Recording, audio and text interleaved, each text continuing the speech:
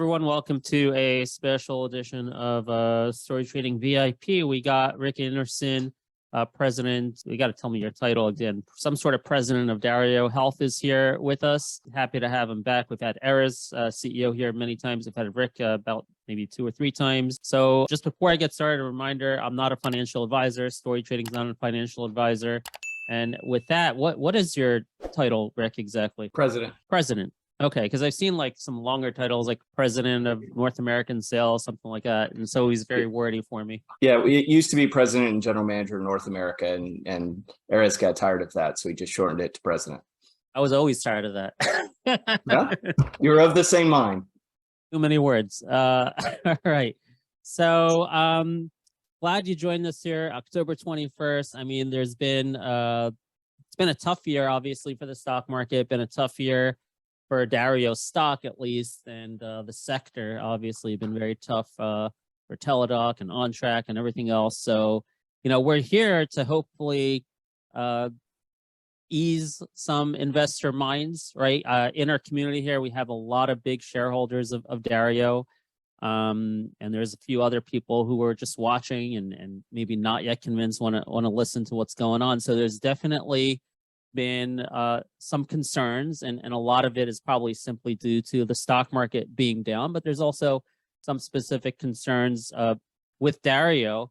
So we'll get into some of this recent news, and I definitely want you to talk about that stuff that's been recently released. But I'd like to kind of start with, Q3 is when the stock started taking a dive after that miss of $2 million. And we went through all the explanations and on the conference call, and we met with Erez, and we understand what's going on there. But where I want to start with, let me actually share my screen. Okay, can everyone see my screen? You see that, Rick? Yep. Okay, so this is a Dario presentation from January, some sort of webinar where you're guiding or hoping for, your goal was 100 to 120 accounts by year end. On the last conference call, I heard 100 being targeted still. And then we saw a number here that 100 to 120 correlated with 100 million ARR. So as of last conference call, we were at 69 contracts and a 55 million ARR. So, and I think we're at 74 now. There's been 5 publicly announced since then. So I just want to ask you, where are we in relation to that target by year end? Has something slipped, or is that still in the works? No, I mean, that's still what we're targeting by year end. As we've talked about several times, as we go, into the fourth quarter, that's when we will tend to see more of the employer contracts being signed, because we have essentially 2 types of contracts that we're selling into the marketplace. One is behavioral health contracts on a standalone basis, and then the other is really our full suite, which doesn't mean we won't sell diabetes on a standalone basis if somebody really wants it. But what we're seeing traction of and interest for in the marketplace is the full suite of the product. So the metabolic suite, diabetes, pre-diabetes, hypertension plus MSK plus behavioral health, or at least a multi-condition version of that. And we have, contracts that come in off cycle. Those are primarily behavioral health, not exclusively, but primarily. And then, 70% of all employers are on a, January 1 to December 31st cycle, which generally means that those folks will be looking to be on a sales cycle for us that would result in contracts in the fourth quarter, although we've already announced some in the third quarter that won't get launched until first quarter of next year. So they're signing contracts now for starting in the first quarter of next year. So that's why we see more contracts at the end of the year than we would see throughout the year from an employer basis. So the ones that we're hearing about now, there's been 5 since the conference call, and the ones that are going to be coming in this Q4, those will all be ready. I thought the implementation time was much longer. Those will be ready and available for the employees Q1? In most cases, yes. One of the ones that we announced will be a little bit faster than that because it's not quite on that same cycle, but most of those are all Q1, yes. Okay. So am I right in calculating now we're at 74 customers now? That sounds about right. 74. Okay. So I don't know if there's anything you want to share. I've seen like the last several, I think. I think there was one from a city, Midwestern city. I don't remember if that's full suite, but there's been 5 total announced. And were they all full suite, or at least a lot of them were? One of them, I believe, was behavioral health, but the others are full suite. Yes. Okay, that's cool. And then can you remind us on the terms? I think in the past you've said it's something like $70 or $80 per month per engaged customer, engaged member for full suite. Is that right? Yeah. So for enterprise customers, which is what you're really talking about here, it's going to be $89 per engaged member per month for full suite. If it's less than the full suite, then, if it's one condition, it's $59 per engaged member per month. And, it kind of varies between those two numbers depending on how many conditions there are, but most of the full suites are 89. Okay, cool. That's awesome. By the way, I want to remind people, if you have a question, we'll get to it. I only have a few high level questions. So if you have detailed questions for Rick, put them in the chat or raise your hand and we'll get to you after I get through my questions. Okay, so that's higher than expected, by the way. I thought it was 70 to 80, so I'm happy to hear 89. So I want to get to a topic which I hear, and I don't know if you're aware of this, but I hear this over and over and over again, that the fact that for the most part on these press releases, you're not putting the names of the company. I'm getting a lot of bad feedback about that. Like this is, I guess it would be different if you guys were, Google or AT&T or IBM, like a big credible company, but you're a micro cap company. So a lot of people are very cautious about micro cap companies, and they'll look at this and they'll be like, oh, they're not mentioning the name because maybe there's fraud there, right? And I know, and I'm not accusing anyone of fraud, but it's happened before in the micro cap space. So, I mean, I hear this every single day. I don't know if you hear it, but what's your answer to that? And why can't we hear more names when these press releases are announced? So typically when you're doing contracts with enterprise level employers and health plans, there are specific provisions in a contract that prohibit you using the name without their permission. And most of the time, although not always, I mean, we always ask to release the name, but most of the time their communications and legal team don't see any upside to the customer from allowing the use of the name, because then they view it as it's promotion for the company and not necessarily, for Dario, but not necessarily for the company. There are exceptions to that, and so we can release it. We almost always take that provision out of the contract and it almost always goes back in. So it's a pretty standard contract provision. And if you ask any other, vendors in this area, they're going to tell you the same thing. So, our options most of the time are to just tell you the number of contracts that have been signed, or, do things where we're not, we try and describe the type of customer that it is. Mm-hmm. And sometimes the cycles are long in terms of approval. So sometimes that's why you'll see, we have one contract that I know that everybody's interested in the name, and I believe that name will get out, but the customer's putting out the press release, not us.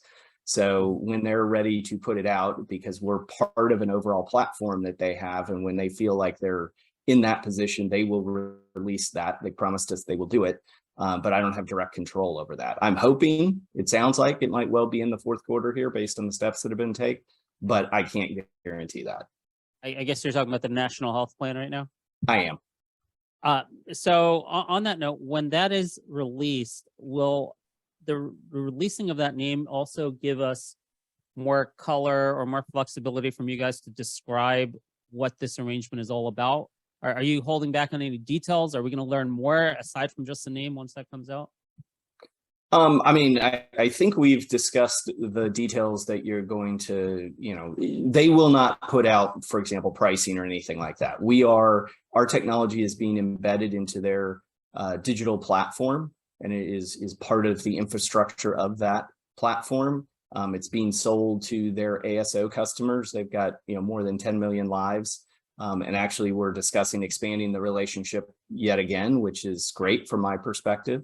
And so we'll get paid on the people that are on the platform. And then there's an upsell, because this is for their ASO customers, meaning customers that carry their own risk, but they buy services from health plans.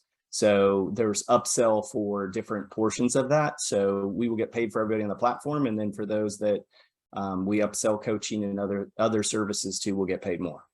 So who's the end customer here? I mean, it's an insurance company, but is it through employer plans that use this insurance company for their employees? Is that how it is? So health plans have many books of business, but just big picture from a commercial point of view, if you're talking about employers, they have fully insured business, which means the health plan carries the risk. So most of the time, those are small employers, where they have a fixed fee that they're charging the customer, and then they carry the risk of what the expenses are associated with that. Then you have self-insured employers, and they are the ones who carry the risk, but they don't administer the plan. So they will contract with a health plan or a third-party administrator or somebody like that to process claims, provide services, provide them a network, et cetera. So we're talking about, and those are ASO. And that's what we're talking about here is that their primary people that are going to utilize the platform will be ASO customers. So folks that they're providing services to. And like I said, that's in the current iteration, that's about 10 million members for this. Okay. And that is, when is that going to be available for the end customers? So there's pieces of it that are available starting beginning of next year, and we expect it to expand substantially next year. We have revenue related to it this year. So, but the big push that they're looking to make will be next year. Okay, begin like January 1st, or April? Give us a date. Well, it's their sales, not ours. So I can't give you an exact date in terms of exactly when they're going to start, but we would expect we will see substantially higher revenue next year. Okay. All right, cool. I just want to go back to this issue with names for 1 second, just to highlight how important a name is. Over here, we have Errors tweeting something that's posted on LinkedIn, and this turns out to be something from Delta Airlines, and you can see here introducing Move Upright. So Delta was actually never announced as a customer, but obviously they're a customer over here right now. And, for me as a investor, when you talk about like sentiment at StoryTrading, where I look at companies not just as fundamentals, but I also look at sentiment, catalysts, and technicals. And sentiment is very important. Sentiment is about not only credibility, but it's about qualitatively understanding the product market fit, the total addressable market. And, when I saw this, I'm like, wow, that actually got me excited. I think I bought more stock that day, actually, because I saw this and I'm like, oh, wow, now I see the use case here, right? It can be used for, a posture. I don't know, like the airline employees are always on their feet. I'm thinking maybe that's the motivation behind it. So maybe they can sell this to all the airlines, right? So just to give you an idea how important that name is. And I'm wondering, that would be a great headline. It's out on social media. So what's the reason, like, why isn't, for example, a press release out on something like this once the name is out there in some form or fashion? For exactly the same reason that I said, we do not have the right to use the customer's name in something that's promotional like a press release. And that's different than when Aaron, for example, is presenting at a conference alongside of a customer. Okay. Interesting. A little bit unfortunate. I don't know. It's hard for me to, listen, I've been in the stock market a long time, and I always see micro cap companies are always mentioning names of companies. I totally don't, I don't completely understand where you're coming from, but I guess maybe it's standard in this particular industry.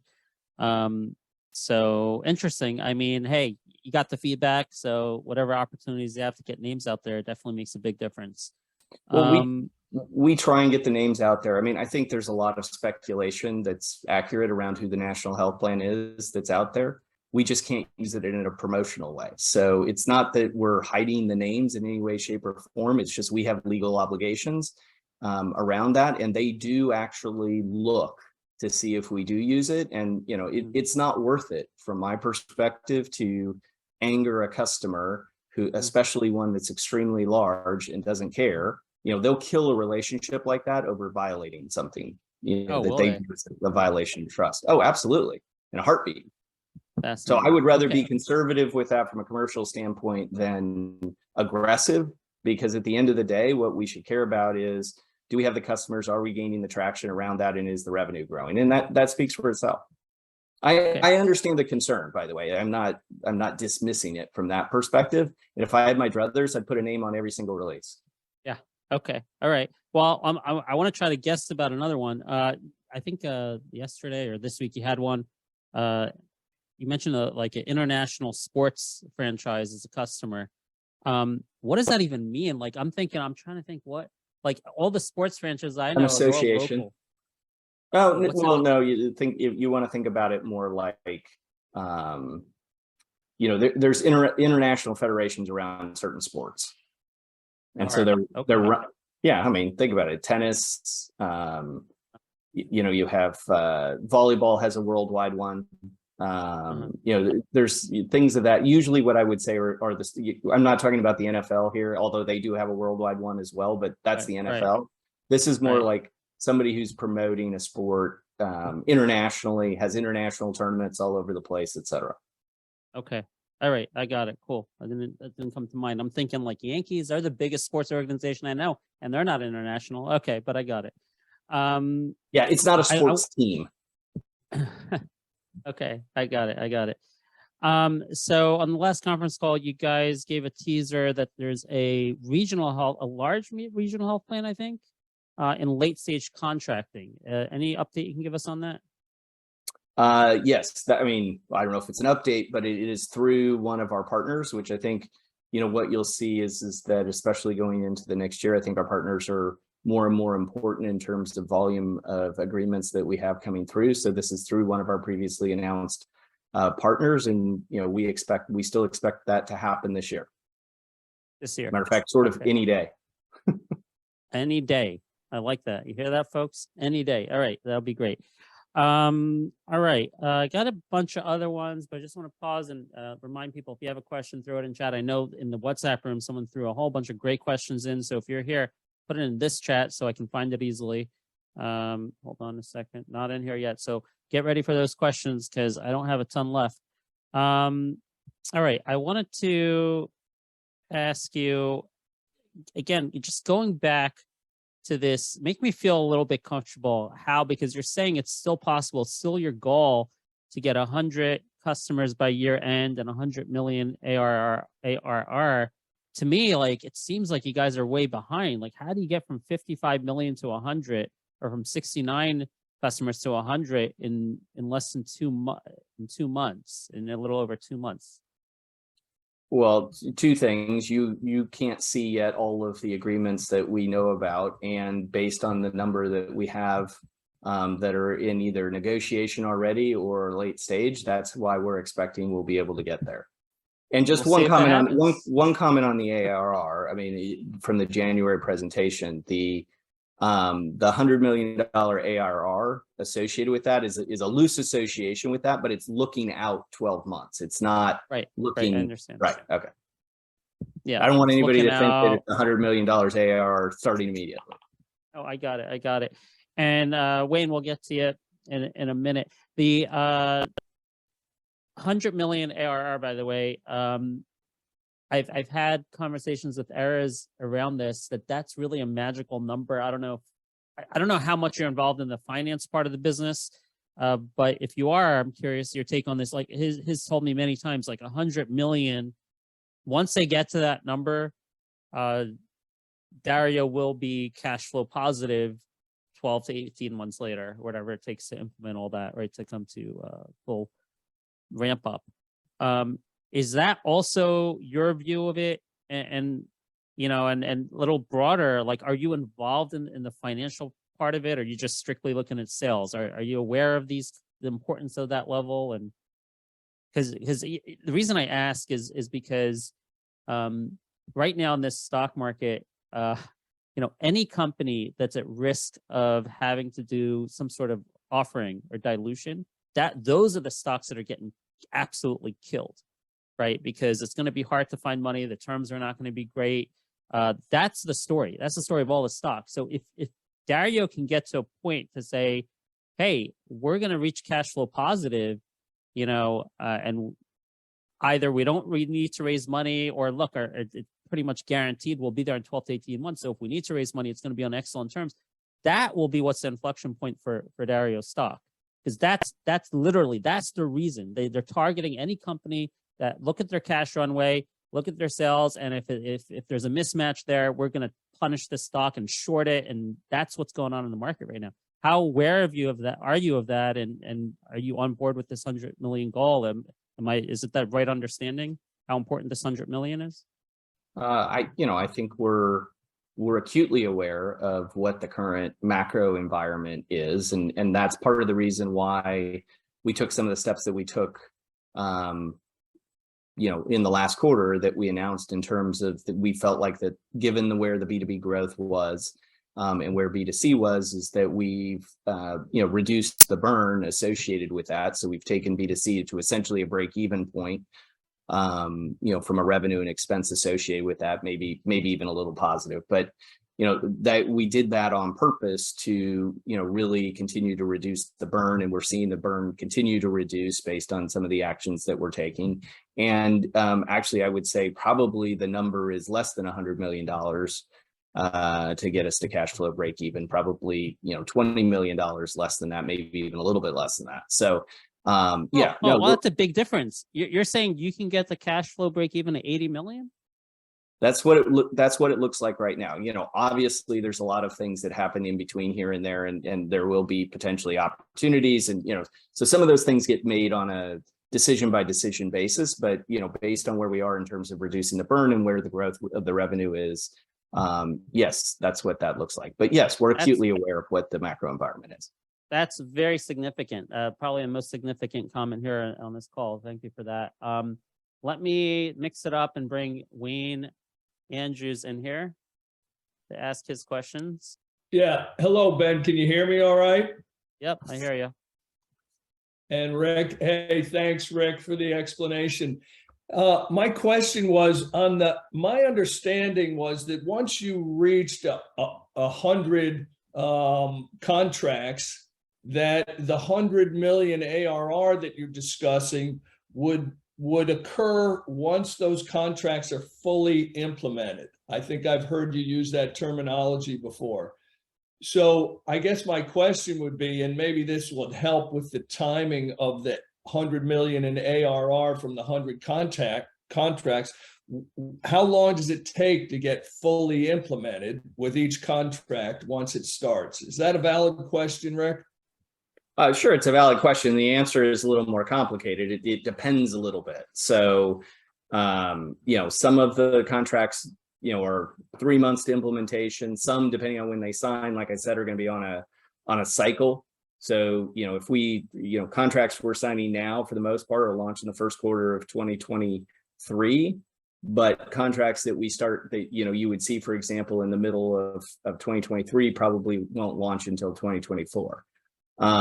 So, it depends a little bit on whether they're off cycle or on cycle. And then the larger health plan contracts tend to take longer to ramp up. So not necessarily to implement, but to fully implement, meaning ramped up, can take a longer period of time associated with that. So, I think at the 100 to 120 contracts, based on the visibility that we currently have, that looks like something in the area of the 100 million ARR. And, it looks something like 12 months out from when we achieve that. We would be on that kind of run rate. Right. That's what I wanted to make sure was clear, that just achieving 100 contracts doesn't mean that you're at 100 million in ARR. That is correct. Right. Very and good. That was, thanks for the clarification. That was the point I was trying to make earlier.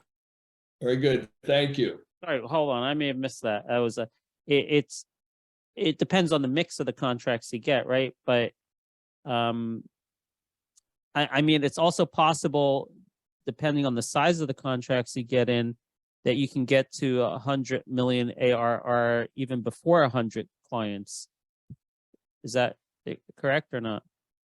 I mean, it's all dependent on the mix, but there is the potential to get there. But I think that in terms of contract value, once fully implemented.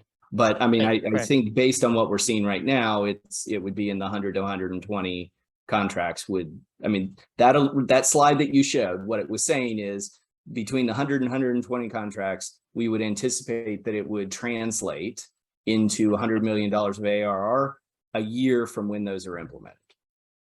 Okay, got it. Okay. Sounds like we're on the same page of that. I just want to go back to this comment you're saying about 80 million might get you to cash flow break even. Is that because of changes you've made with the, that direct to consumer and maybe other changes you're making in response to the macro situation? Or was it always 80 million and you were just kind of being conservative by saying 100? So have you made a change internally so that you can reach break even by 80 million?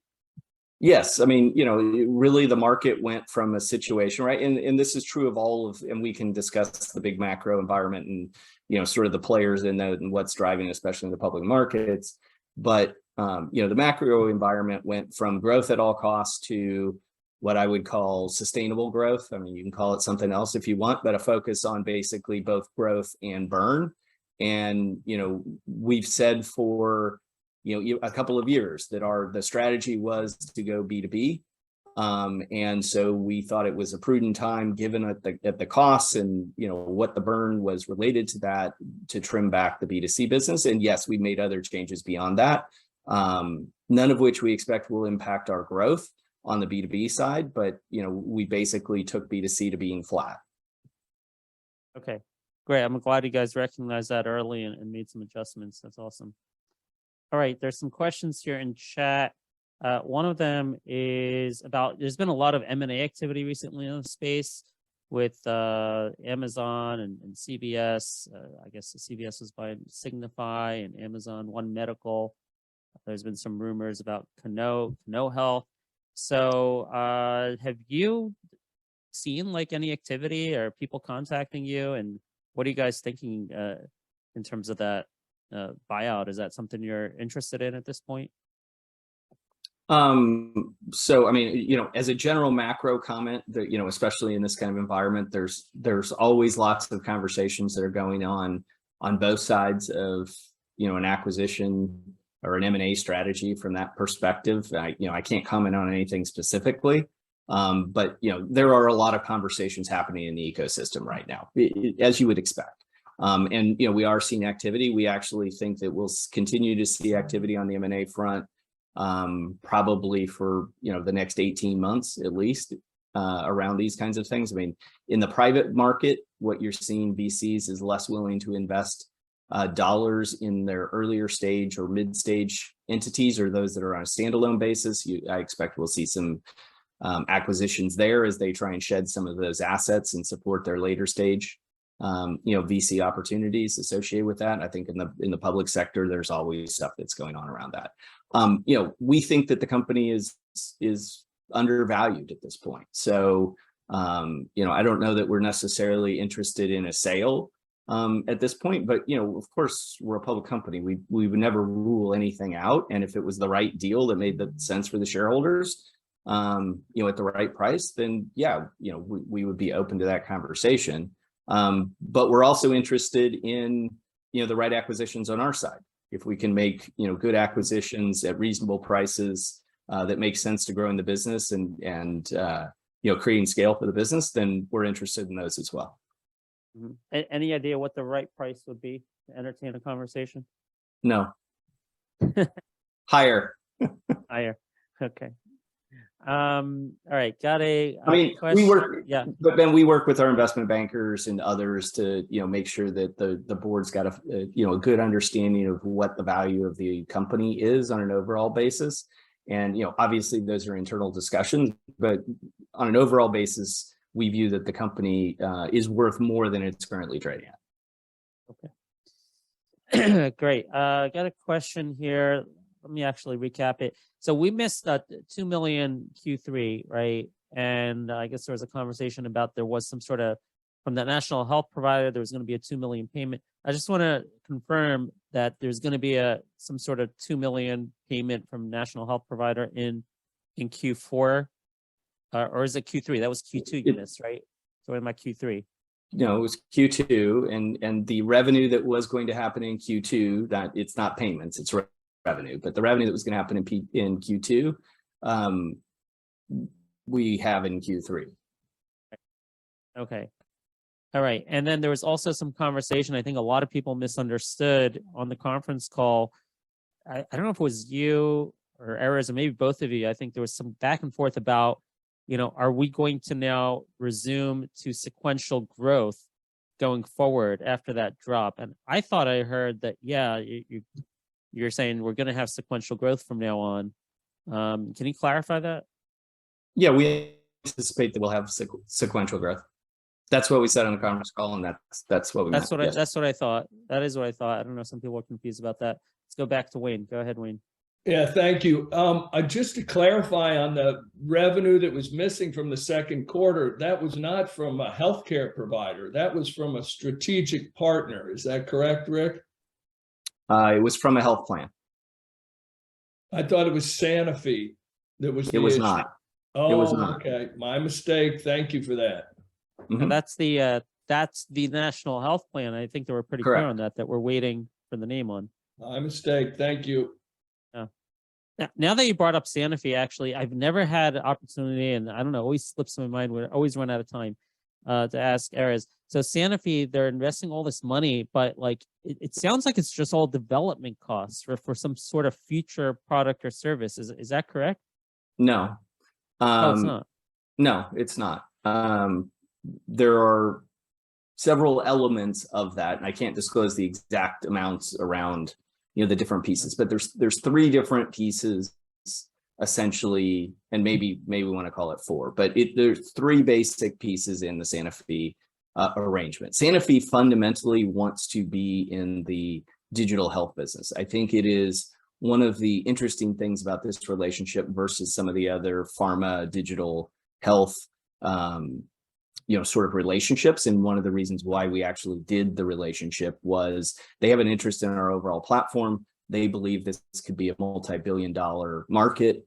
They recognize it won't be a multi-billion-dollar market next year, but they want to be in the market early, and they want to both try some of the ideas that they have, and they want to look at how can they participate in the market. That's why that was their motivation to doing the deal. And a lot of the motivation on our side for doing the deal. But there are, basically three pieces. One is that they're co-selling our whole platform, utilizing their market access team. And we've gotten some really good traction around that. So I'm quite pleased with that. And that's really selling into health plans. So they're leveraging their relationships to sell into health plans alongside of us.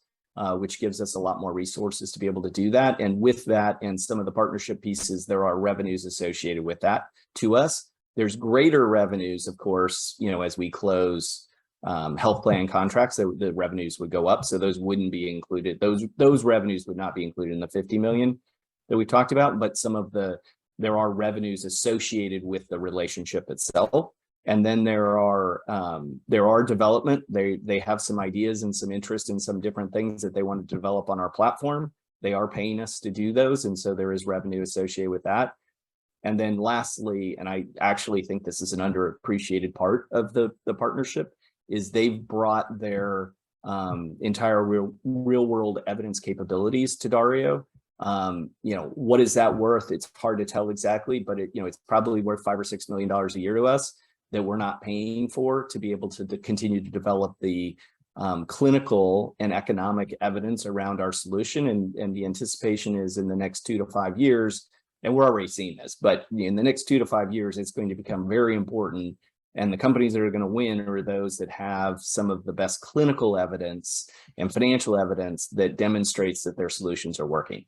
They've already done some preliminary work in this area. We've been very pleased with the outcomes. They've been very pleased with the outcomes. And we will continue to be doing studies with them that will get published.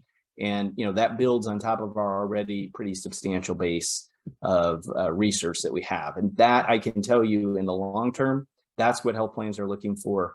We're seeing employers that are starting to, really kind of try and look at things from that perspective as well, when they try and say, okay, there's a lot of digital health players that are out there. Which are the ones that are coming to the top? I think Dario has done, actually, I'm pleased with where Dario is positioned relative to others in the marketplace. I think we're recognized as having a lot of clinical evidence, and I think we're just building on that so that we can leapfrog others that are out there. Okay, so I'm trying. I still maybe it's because you guys can't say it yet, but I still struggle to understand what's in it for Sanofi.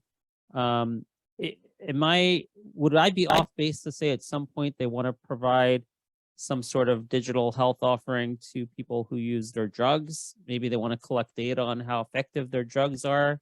Is that off base? It's not off base, but it was not the primary reason that they got involved in the transaction. As a matter of fact, when we started negotiating it, one of the things that they said when they first approached us, they said, we're not interested in having a companion app to our drugs. That's not what we want to do. So if that's what you guys want, then we don't have any interest in that. What we have an interest in is being in the digital health space. So they're looking at as digital therapeutics are going to be part of the overall if you will, healthcare system that's out there. And if you think about it from a pharma company perspective and the macro environment around that, it makes a lot of sense strategically for them to understand how to make money in this market. So they don't have a platform. They didn't have a behavior change platform where they could look at some of their ideas and see what the impacts are.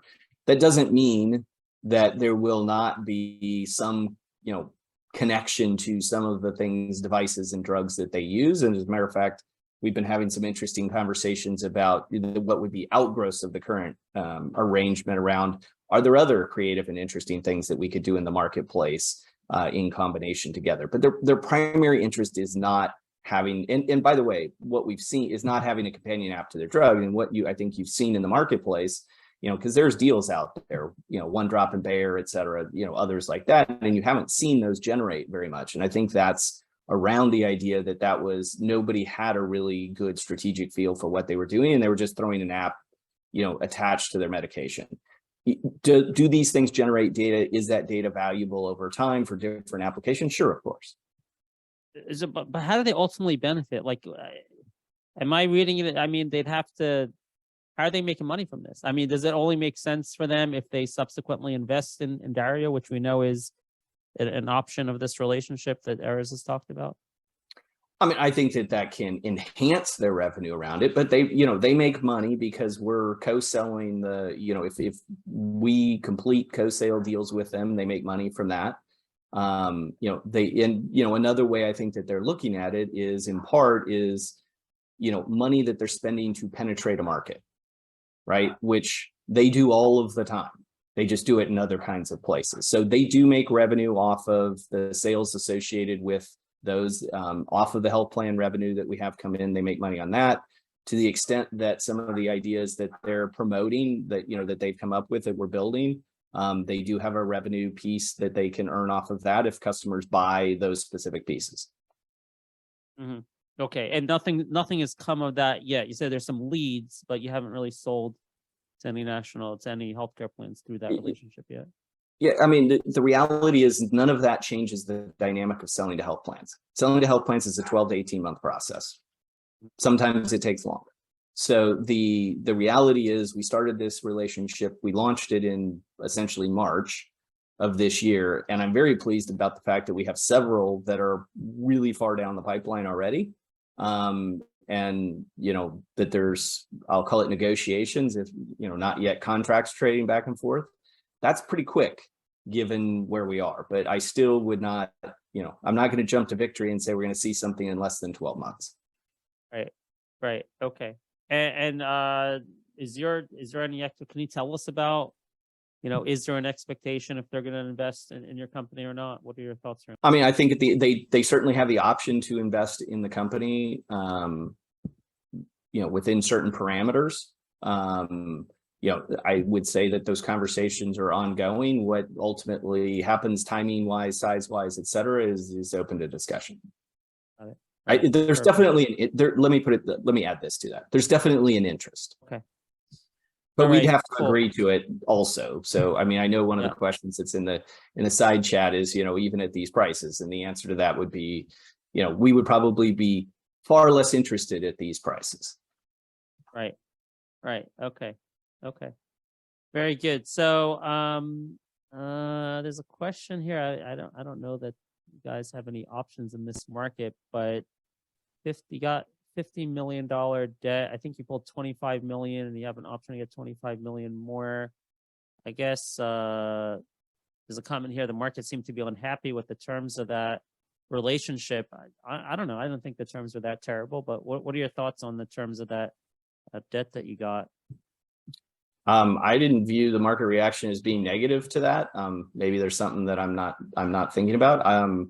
No, I mean, I think that we obtained a debt investor, but investor nonetheless, that is a substantial healthcare investor from that perspective. And the terms of that I thought were pretty reasonable given when they invested. So I don't view those as negative at all. I mean, it gives us more flexibility, which is in part what we were looking to do at a low dilution. Okay, great. All right, I just so want to recap a couple things we talked about here. So we're at 69 contracts. You're still targeting 100 by the year end, but it sounds like unless I'm still a little confused, but looking for 100 million ARR, maybe not achievable, right? It sounds like you need at least closer to 120, I think you said, closer to 120. I was clarifying what the slide says, slide says. I mean, I understand the short version, but what the slide says is 100 to 120 accounts should translate into $100 million. And in part of an ARR 12 months out, right? Run rate 12 months out. Exactly whether it's 100, whether it's 98, or whether it's 110 contracts really depends on the mix of those contracts. So when we get to the final number, I think we will know exactly what that looks like, but it's in the ballpark at 100. Okay. All right. So but that's still, you're saying that's still a possibility to hit 100 contracts and close to 100 million ARR. You're saying that's still a possibility by year end? Contract value looking a year out. Yes. What I don't want anybody to translate that into is $100 million in revenue in 2023. That is not. Oh, no, we got it. No, I got it. We understand. Okay. You'll forgive me, Ben. You know how some of these things get. No, I know. But in terms of that ARR number, that 55 million, maybe when you guys report after Q1, which will be, I don't know, April, May, something like that, you're saying there's a possibility we get on that May conference call and Erez will say, you'll say our ARR is now 100 million. You're saying that's on the table. It is a possibility, yes. Okay, but the bigger news is because of internal adjustments you've made, you're telling me that we could get the cash flow break even at just 80 million. That's a big deal. Yeah, and I think, we've said that publicly, so yes. Oh, you have? I must have missed it. Okay. I missed that. All yeah, right. And that is a change as it relates to the way that we've, changed the financial profile of the company, the majority of which is coming from the B2C adjustment. There are some other adjustments that we made. We're always focused on being efficient and, utilizing things. So, I think the other thing that you get is as the number of contracts and the revenue builds on the B2B side, we have greater abilities to be efficient in a few areas, and we've taken advantage of those. Okay, good. So that's good. The other main thing I heard are the regional health plans still on track for this year, maybe even any day. So that's a nice piece of information. Let me just ask you qualitatively, I want to make sure just because of the macroeconomic situation, and now we're seeing jobs being cut different places. Are you seeing any sign that deals are falling off that you'd expected prior, or it's harder to get deals? Like maybe the employers are saying, I don't want to spend money on this now. Are you seeing any of that? I think as a macro trend, the answer to that is no. I think if I break that down into further detail, I would say that things that are on the full suite side of the business, which is the majority of what we're selling, and in the metabolic suite, generally what we're doing is selling cost. One way or another, we're selling clinical improvement and cost reduction, right? So these are the kinds of things that employers are interested in, and in some cases, in my experience, become more interested in as there becomes more pressure on the budgets. On the behavioral health side, we haven't not seen that very much. But if I look at the macro environment and look out there at the other companies that are in the space, and from some of the conversations that I have, I would say if there is going to be weakness due to the economy, it would be more in the kinds of benefits that customers are buying to retain employees and make those employees happy. But I don't think we have, much like we saw during the pandemic, I don't think we have the same macro environment and the same employee environment in all of the different industries or companies. So there are still substantial areas of the economy where they cannot keep or retain talent. Talking to some healthcare leaders actually over the last couple of days, I can tell you that for the most part, what folks are seeing in the digital and healthcare space, or digital healthcare space and healthcare space, is they've seen the number of jobs they're trying to hire for double. So they've got twice the number of vacancies than they used to have. So it is not a consistent process. I mean, there's definitely, especially in some of the tech firms, you've seen people trim staff. That's definitely true. I think some of the the players that are out there that are in some of the circumstances which we're not in, that you mentioned earlier, in terms of have a substantial time frame to be able to generate revenue or generate substantial revenue. Yeah, you're seeing layoffs, but that is not an economy-wide phenomenon. Okay. And that's all I got, unless you got 3 seconds to raise your hand if you have a final question. This is obviously a great opportunity. Rick, thank you so much for joining us. When's your next opportunity, you think, to hear something big? What's the next big thing to drop that will get us all excited? I think you will see some substantial relationships between now and the end of the year, and I'm hopeful that the National Health Plan will put out the press release between now and the end of the year. Like I said, I can't promise it. I am excited about the fact that relationship continues to morph and get bigger. So I think there may be more to come from that perspective as well. Cool. All right, Rick, thank you so much for your time. Appreciate it. Thanks for having me. Yep. Take care. Bye. Bye-bye.